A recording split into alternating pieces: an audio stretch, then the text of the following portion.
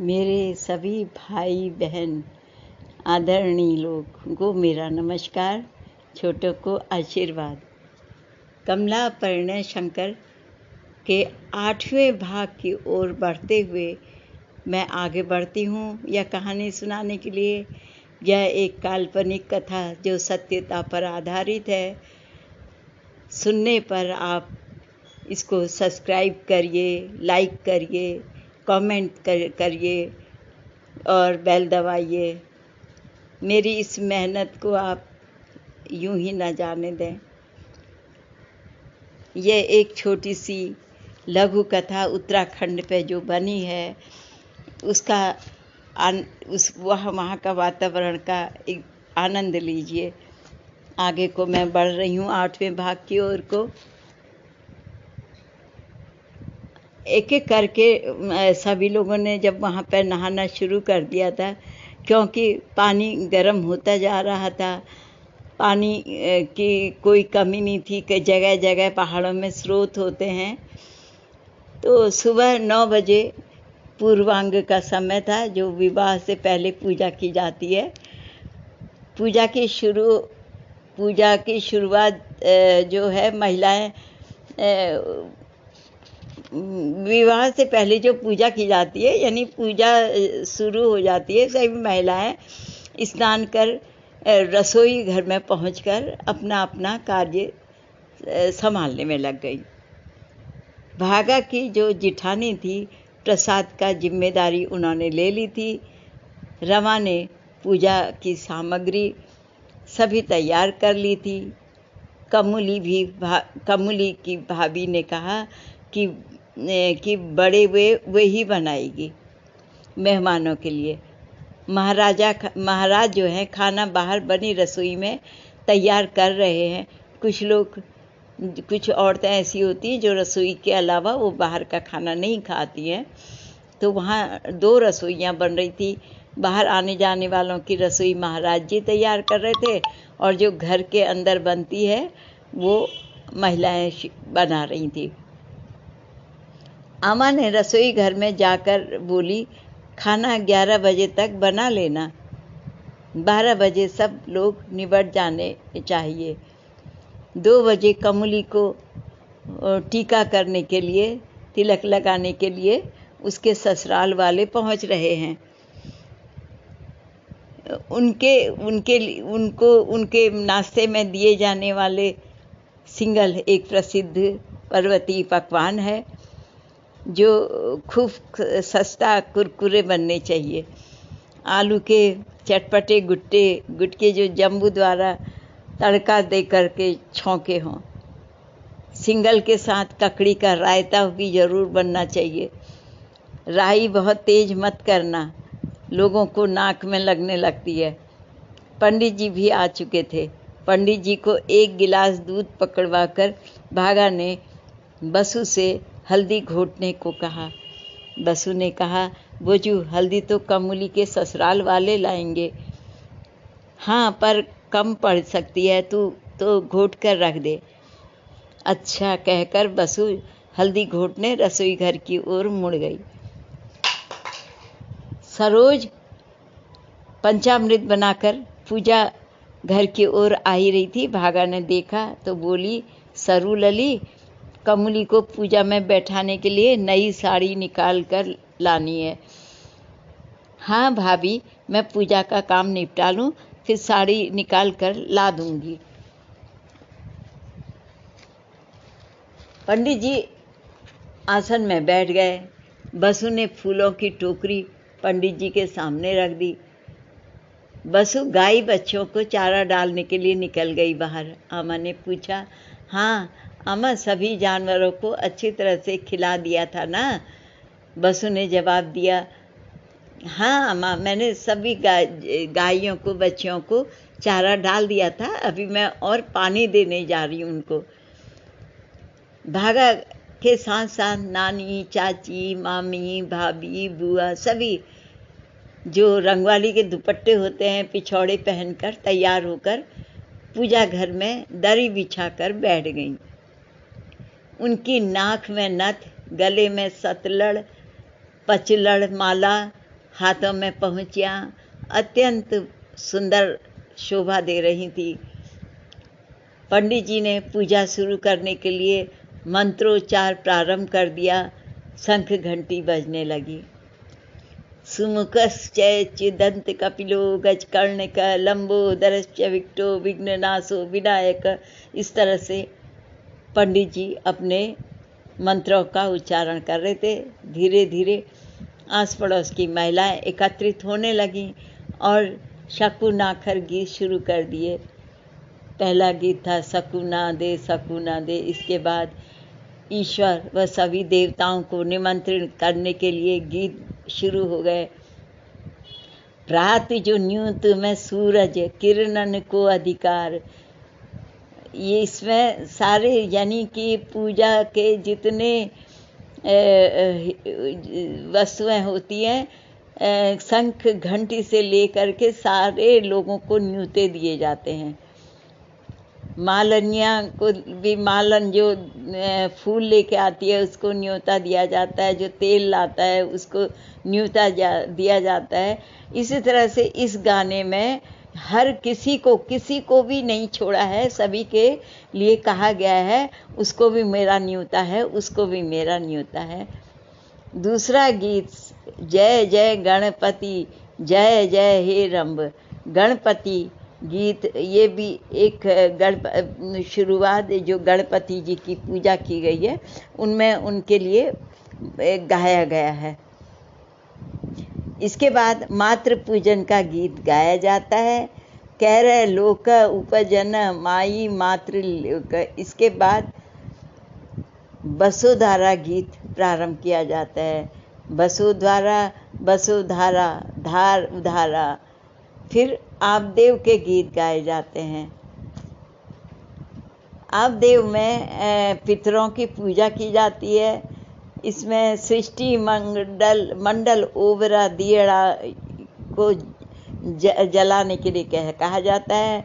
ये जागे हमारे घर में। आपदेव पूजन के समय पितरों को जो निमंत्रण करने दिया जाता है उसके लिए ये गीत गाए जाते हैं। और गीतों के द्वारा पितृलोक जो आने की असमर्थता बताते हुए पितृलोक से ही अपना आशीर्वाद भेजते हैं। पितरों के लिए कहा गया है गाने में, जाना जाना भव रीला माथे लोक।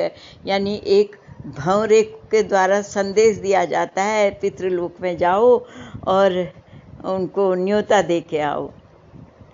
आपदेव के गीतों के बाद पुण्यवाचन गीत की बारी आती है।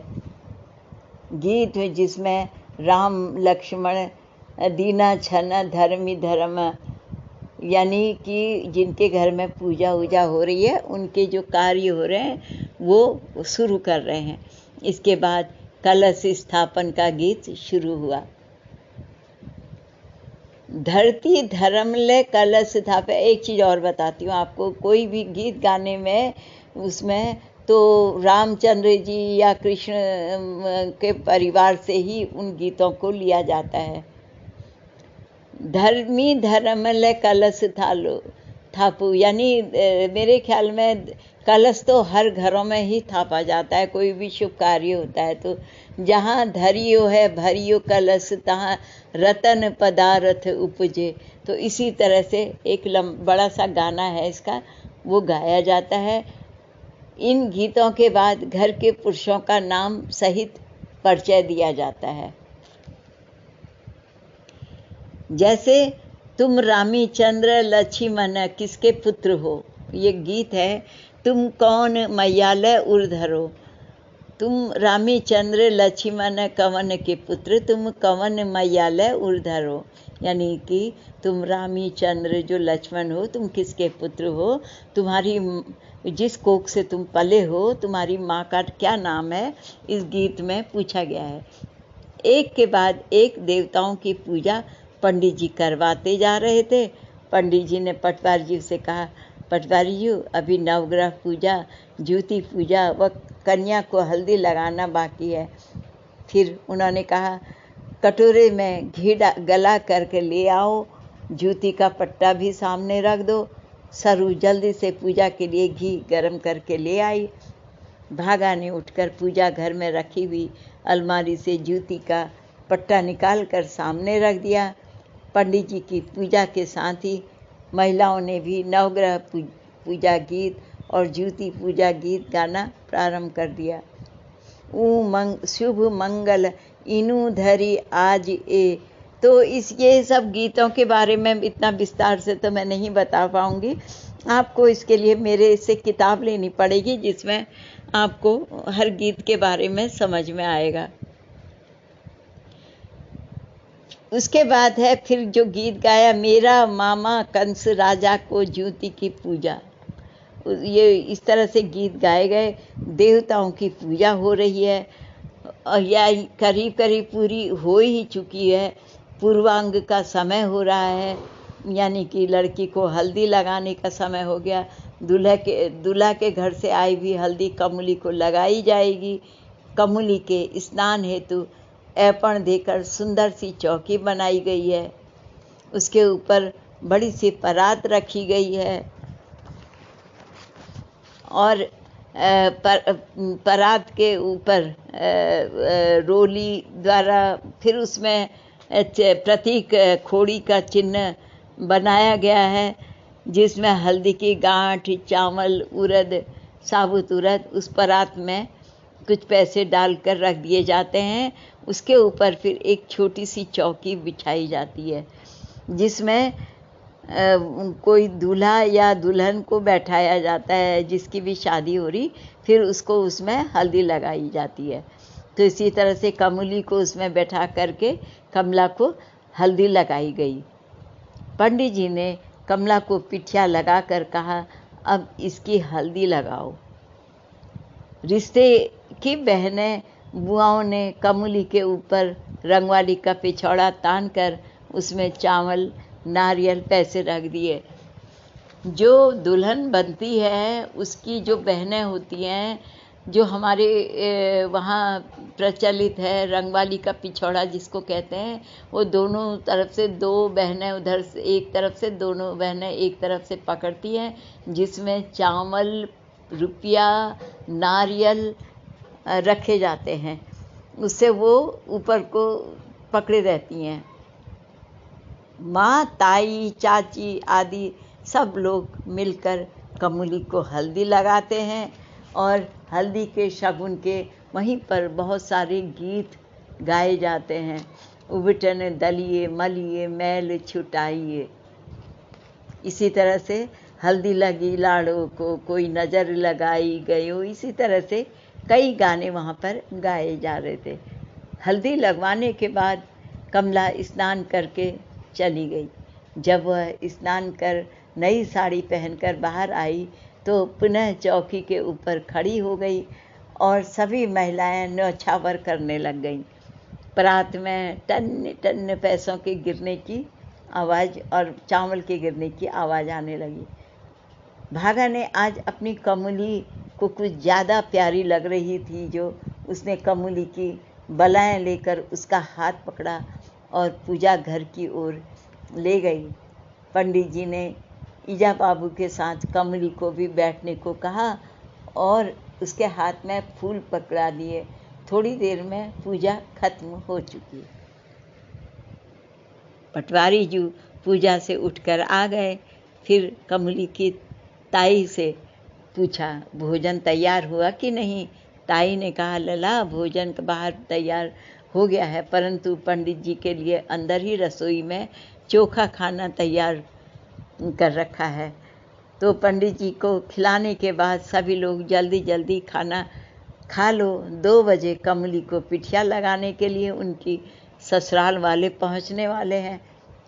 तभी राजू को जन्माशय में बारातियों की व्यवस्था करने के लिए भेज दिया गया था। जो वहाँ पे भेजा गया था तो वो भी वापस आकर के बोला, बाबू बारात तो पहुँच चुकी है, उनके रहने व खाने पीने की अच्छी व्यवस्था भी मैं करके आ गया हूँ। जो बड़े भाई उम्मीदा की और कुछ दोस्त अभी बाकी हैं, वे लोग भी वह कह रहे थे कि पिठिया लगाने को वो ठीक समय पर पहुंच जाएंगे। अच्छा ठीक है, अब तू भी झटपट खाना खा ले, पिठिया की तैयारी करनी है, कहकर पटवारी भी भोजन करने चले गए। तभी काका के ने सूचना दी कि पिठिया लगाने के लिए उसकी ससुराल वाले आ गए हैं। इस सूचना से साथ ही शंख घंटी की गूंज घर में गूंजने लग गई।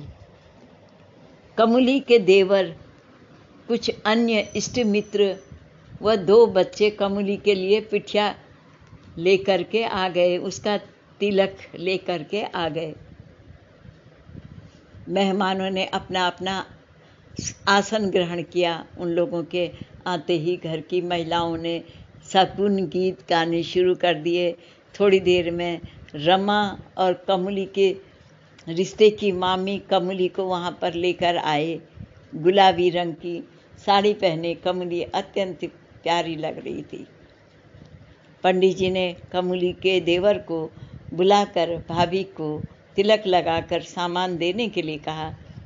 पिठिया में कमली की कीमती साड़ी, अंगूठी, गले की चेन व ढेर सारे मेवे, मिठाइयाँ तथा नकद पैसा भी ससुराल से आया हुआ था। इसके अतिरिक्त श्रृंगार सामग्री और न जाने क्या क्या वस्तुएं थी। इस बीच वर पक्ष व कन्या पक्ष के लोगों ने हंसी मजाक होने लगी और दूसरी ओर महिलाओं ने बन्ना बन्नी गीत गाने शुरू कर दिए।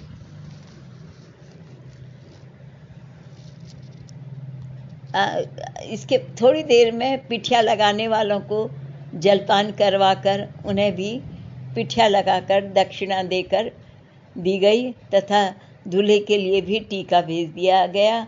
फिर उन्हें विदा कर दिया गया। शाम को 6 बजे बारात आ गई। आमा ने जो कन्यादान करने आए हैं उन्हें दूध, फल, मेवे व मिठाई देने के लिए कहा, क्योंकि बारात के विदा होने तक जो लोग कन्यादान करते हैं वो अन्न ग्रहण नहीं कर सकते थे। तो उसमें घर ही के लोग होते हैं जो कन्यादान करने के लिए आतुर रहते हैं। कमली के नाना नानी, मामा मामी, ताऊ ताई तथा ईजा बाबू ने कमली का कन्यादान करने के लिए व्रत रखा था। सरू ने उन सबको दूध देकर फलाहार करवा दिया। देखते ही देखते 4 बज गए। आंगन में धूली अर्घ की चौकी बन चुकी थी। पंडित जी पूजा सामग्री की तैयारी में लगे थे। घर की ओर लोगों की भीड़ बढ़ने लगी। कन्या के विवाह में गांव के सभी लोग मिलकर यथासंभव मदद करना चाहते हैं। सरू ने पटवारी जी को धोती व कुर्ते में देखा तो बोली, दाजू ऊपर से शॉल भी डाल लो, और फिर स्वयं भी शॉल को लेकर उनके कंधे में डालकर बोली, हाँ अब खूब जांच रहे हो दाजू। दूसरे कमरे में पास पड़ोस की महिलाओं ने ढोलक की थाप के साथ गाने बजाने शुरू कर दिए। बारातियों के स्वागत हेतु कुछ लोग प्रवेश द्वार पर नियुक्त हो गए। एक कमरे में कमली को दिया गया दहेज का सामान करीने से लगा दिया गया। बारात बैंड बाजे के साथ आतिशबाजियां करती हुई द्वार पर पहुंच गई।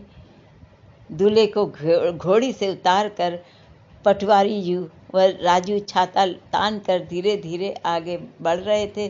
तभी स्त्रियां व भागा दूल्हे को देखकर अत्यंत हर्षित हो गए। आहा, कितना सुंदर रूप है, देखकर सबकी आंखें भर आई।